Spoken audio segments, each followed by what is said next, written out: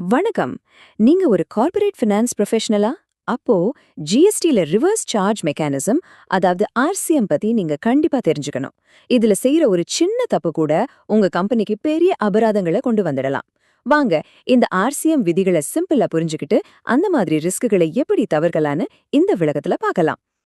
ஒரு நிமிஷம் யோசிச்சு பாருங்க. உங்க கம்பெனியோட ஆர்சிஎம் ப்ராசஸ் 100% சரியா இருக்கா? இல்ல தெரியாமலேயே நீங்க ஜிஎஸ்டி அபராதங்களுக்கு வழி செஞ்சு கொடுத்துக்கிட்டு இருக்கீங்களா? நிறைய நிறுவனங்கள் இந்த தப்பு பண்றாங்க. இந்த விளக்கத்தோட இறுதியில உங்க கம்பெனி சேஃபா இருக்கா இல்லையான்னு நீங்களே முடிவு பண்ணிடலாம். சரி, முதல்ல நாம பேசிக்ஸ்ல இருந்து ஆரம்பிக்கலாம். ரிவர்ஸ் சார்ஜ் மெக்கானிசம்க்கு கீழ டைம் ஆஃப் சப்ளை, அதாவது சப்ளை நேரத்தை செக்ஷன் 13(3) எப்படி சொல்லுதுன்னு பார்க்கலாம். இந்த ஒரு விதிதான் நீங்க எப்ப டாக்ஸ் கட்டணும் அப்படிங்கறத தீர்மானிக்குது. டைம் ஆஃப் சப்ளை கண்டுபிடிக்கிறது ரொம்ப சிம்பிள். ஆனா விதிகள் ரொம்ப ஸ்ட்ரிக்ட். நீங்க 3 தேதியை மட்டும் மனசுல வச்சுக்கணும். 1, நீங்க எப்ப பேமெண்ட் பண்றீங்க. 2, உங்க சப்ளையர் இன்வாய்ஸ் கொடுத்த தேதியிலிருந்து கரெக்டா 60வது நாள். 3, நீங்க போடுற செல்ஃப் இன்வாய்ஸ் தேதி. இந்த 3ல எது முதல்ல வருதோ அதுதாங்க உங்க டைம் ஆஃப் சப்ளை. அந்த தேதியில தான் உங்க டாக்ஸ் கட்ட வேண்டிய பொறுப்பே ஆரம்பிக்குது. இத நல்ல ஞாபகம் வச்சுக்கோங்க. இப்ப இந்த உதாரணத்தை பாருங்களேன். சப்ளையர் இன்வாய்ஸ் அக்டோபர் 1ஆம் தேதி வருது. நீங்க நவம்பர் 20ஆம் தேதி பணம் கட்டுறீங்க. 60 நாள் கெடும் நவம்பர் 30ஆம் தேதி முடியுது. இப்ப இந்த 3 தேதியில எது முதல்ல வருது? நீங்க பணம் கட்டுன நவம்பர் 20 தான். அப்போ அதுதான் உங்க சப்ளை நேரம். நீங்க நவம்பர் மாச ரிட்டர்ன்ல வரிய கட்டி முடிக்கணும். சரி, இப்போ இன்னொரு சினாரியோவை பார்ப்போம். அதே அக்டோபர் 1 இன்வாய்ஸ் தேதி. ஆனா நீங்க டிசம்பர் 10ஆம் தேதி தான் பணம் தரீங்க. இது 60 நாள் கேடுவான நவம்பர் 30 தாண்டிடுச்சு. இங்க நீங்க பணம் கட்டுற வரைக்கும் காத்திருக்கவே முடியாது. அந்த 60வது நாளான நவம்பர் 30 ஆட்டோமேட்டிக்கா உங்க சப்ளை நேரம் ஆயிடும். இது ரொம்ப ரொம்ப முக்கியமான பாயிண்ட். இதுவரைக்கும் பார்த்தது பொதுவான ரூல்ஸ். ஆனா இப்ப நம்ம பார்க்க போறதுதான் நிறைய கம்பெனிகள் மாட்டிக்கிற ஒரு ஏரியா, அதாவது வெளிநாட்டுல இருக்கிற உங்க சம்பந்தப்பட்ட நிறுவனங்களோட நீங்க பண்ற டிரான்சாக்ஷன்ஸ். இங்க விதிகள் டோட்டலா மாறுது. இங்க தான் பெரிய ட்விஸ்டே இருக்கு. உங்களுக்கு சம்பந்தமில்லாத ஒரு சப்ளையருக்கு அந்த 60 நாள் ரூல் பொருந்தும். ஆனா உங்க ஃபாரின் பேரண்ட் கம்பெனி இல்ல சப்சிடரி மாதிரி உங்களுக்கு சம்பந்தப்பட்ட நிறுவனங்களுக்கு அந்த 60 நாள் ரூல் கிடையாது. அதுக்கு பதிலா உங்க அக்கவுண்ட்ஸ் புக்ல எப்போ என்ட்ரி போடுறீங்க அல்லது எப்போ பேமெண்ட் பண்றீங்க, இந்த 2ல எது முதல்ல நடக்குதோ அதுவே உங்க டைம் ஆஃப் சப்ளை ஆயிடும். இந்த உதாரணம் இன்னும் தெளிவா புரிய வைக்கும். ஃபாரின் பேரண்ட் கம்பெனி ஜனவரி 1ஆம் தேதி இன்வாய்ஸ் அனுப்புது. இந்தியால இருக்கிற சப்சிடரி கம்பெனி அதை பிப்ரவரி 10ஆம் தேதி அவங்க புக்ஸ்ல என்ட்ரி போடுறாங்க.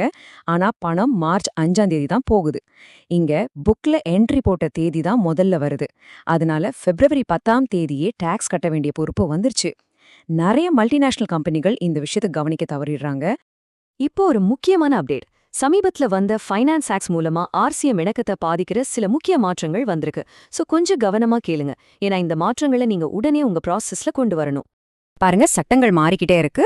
உதாரணமா ஃபினான்ஸ் ஆக்ட் 2024 படி நீங்க போடுற செல்ஃப் இன்வாய்ஸ் தேதியே ஒரு முக்கியமான டாக்ஸ் பாயிண்டா மாறிடுச்சு. இத கவனிக்காம விட்டா நீங்க டாக்ஸ் கட்ட வேண்டிய தேதியை தவற விட்டுடுவீங்க. இந்த மாற்றங்களை நீங்க எப்பவும் ஃபாலோ பண்ணிக்கிட்டே இருக்கணும். ஓகே, இப்போ நம்ம ரொம்ப ரொம்ப முக்கியமான ஒரு பகுதிக்கு வந்திருக்கோம். ஜிஎஸ்டி டிபார்ட்மெண்ட்ல இருந்து உங்களுக்கு நோட்டீஸ் வர்றதுக்கு காரணமான டாப் 3 தவறுகள் என்னென்னு பார்க்கலாமா? முதல் தவறு, இதுதான் ரொம்பவும் காமனான ஒரு தப்பு. வெளிநாட்டு சப்ளையர் கிட்ட இருந்து இன்வாய்ஸ் வந்து 60 நாள் ஆயிடுச்சு, ஆனா நீங்க இன்னும் டாக்ஸ் கட்டலையா? இது நேரடியா நோட்டீஸ்க்கு வழிவகுக்கும். உண்மைய சொல்லணும்னா எங்க நதி டாக்ஸ் சொல்யூஷன்ஸ்ல NADHE டாக்ஸ் சொல்யூஷன்ஸ் நாங்க பார்க்குற பெரும்பாலான ஆர்சிஎம் நோட்டீஸ்க்கு இதுதான் காரணம். பல நிறுவனங்கள் பணம் கட்டுற வரைக்கும் வெயிட் பண்ணி இந்த தப்ப பண்றாங்க. இதோட விளைவு என்ன தெரியுமா? ரொம்ப கடுமையானது. நீங்க பழைய தேதிக்கு வரிய கட்டணும், அதுக்கு 18% வட்டியும் கட்டணும். அதுபோக அபராதங்களும் வரலாம். இந்த தப்பு பண்ணா நோட்டீஸ் வர்றது 100% உறுதி.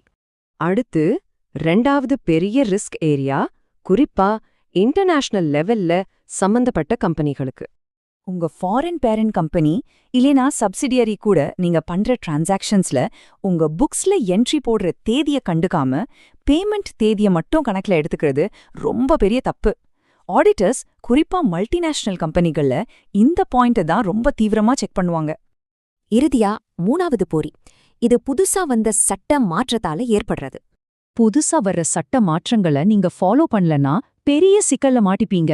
உதாரணத்துக்கு ஃபைனான்ஸ் ஆக்ட் 2024 படி நீங்க செல்ஃப் இன்வாய்ஸ் போட்டா அந்த தேதியே உங்க டைம் ஆஃப் சப்ளை ஆகிடும்னு சொன்னேன் இல்லையா?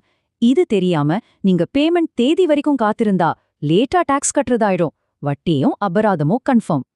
சரி, இவ்ளோ பிரச்சனைகள் இருக்கு. இதுக்கு என்னதான் தீர்வுன்னு நீங்க கேக்குறது புரியுது.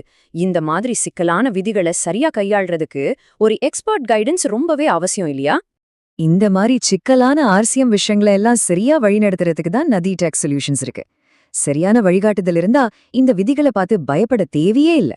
டிபார்ட்மெண்ட்லேருந்து நோட்டீஸ் வர்ற வரைக்கும் எதுக்கு காத்துக்கிட்டு இருக்கணும்? முன்கூட்டியே உஷாரா இருங்க. உங்க ஆர்சிஎம் ப்ராசஸ்ல ஏதாவது சந்தேகம் இருக்கா, இல்ல ஏற்கனவே நோட்டீஸ் வந்திருக்கா, இல்ல வெளிநாட்டு டிரான்சாக்ஷன்ஸ் பத்தி ஆலோசனை வேணுமா? எதுவா இருந்தாலும் எங்களால உங்களுக்கு உதவ முடியும். உங்க ரிஸ்க் குறைக்க ஒரு எக்ஸ்பர்ட் உதவி தேவைப்பட்டா தயங்காம எங்களை கூப்பிடுங்க. எங்களோட ஃபோன் நம்பர் 9500027481. உடனே அழைங்கள்.